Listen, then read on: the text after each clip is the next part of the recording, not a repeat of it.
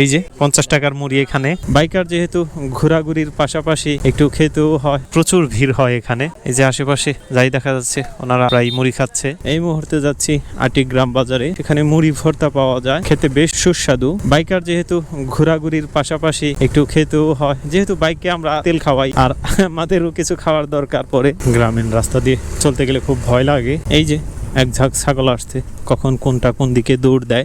Bike নিয়ে একটা হল স্থলকাণ্ড, মাঝে সাঝে বাচ্চারাও এদিক সেদিক দৌড় দেয়, তখন বাইক কন্ট্রোল করা অনেকটা কঠিন হয়ে যায় এবং কি দুর্ঘটনার শিকার হতে হয় মাঝে সাঝে। শান্ত একটা পরিবেশ, রোদ নেই, বাতাস প্রচুর। বাইক রাইড করছি, দারুণ ভালো লাগছে। এই যে সাপড়িগুলা কেমন করে টান দিচ্ছে, মাথার অংশ নাই বাইকের। গ্রামের প্রকৃতি খুবই সুন্দর। বর্ষা আঁচ লাগতে শুরু করেছে, যদিও নতুন পানি পড়েনি। বিলে যা দেখা যায় এগুলো সবই বৃষ্টির পানি।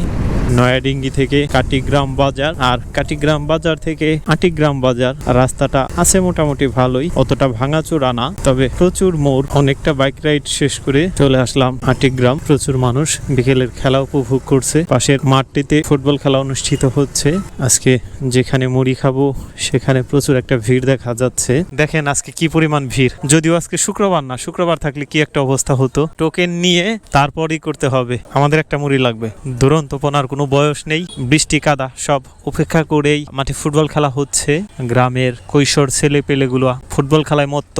এরকম সময় আমাদেরও গেছে এক সময়, তখন বৃষ্টি মানতাম না, কাদা মানতাম না, খেলে দিন শেষে বাড়িতে ফিরতাম। আজকের মুড়ির প্রচুর চাপ দেখা যাচ্ছে।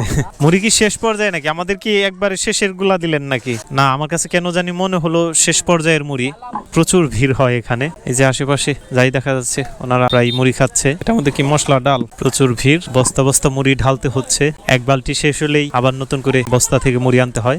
আর কোন জায়গা ভাইরাল হয়ে গেলে এরকমই, তখন অনেক দূর দূরান্ত থেকে লোক আসে মুড়ি খেতে। এই যে আমাদের মুড়ি রেডি, আমরা 3টা কার্ড নিচ্ছি। শেষমেশ আমরা সিরিয়াল পেলাম। যে পরিমাণ ভিড় যাচ্ছে, আশেপাশে অনেক বাইকাররা এসেছে মুড়ি খেতে, একটার পর একটা মুড়ি যাচ্ছে। নেন নেন সাইম নাও। এই যে 50 টাকার মুড়ি এখানে। কোয়ান্টিটি আহামরি বেশি না, তবে তারপরও সুস্বাদের জন্য এখানে আসা। অনেক দূর থেকে আসলাম এই শুধু মুড়ি খাওয়ার জন্যই।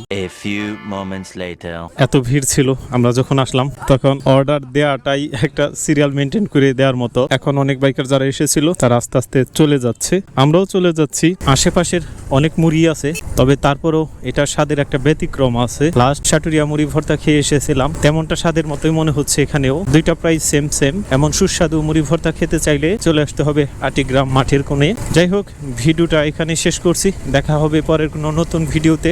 সে পর্যন্ত আল্লাহ হাফেজ।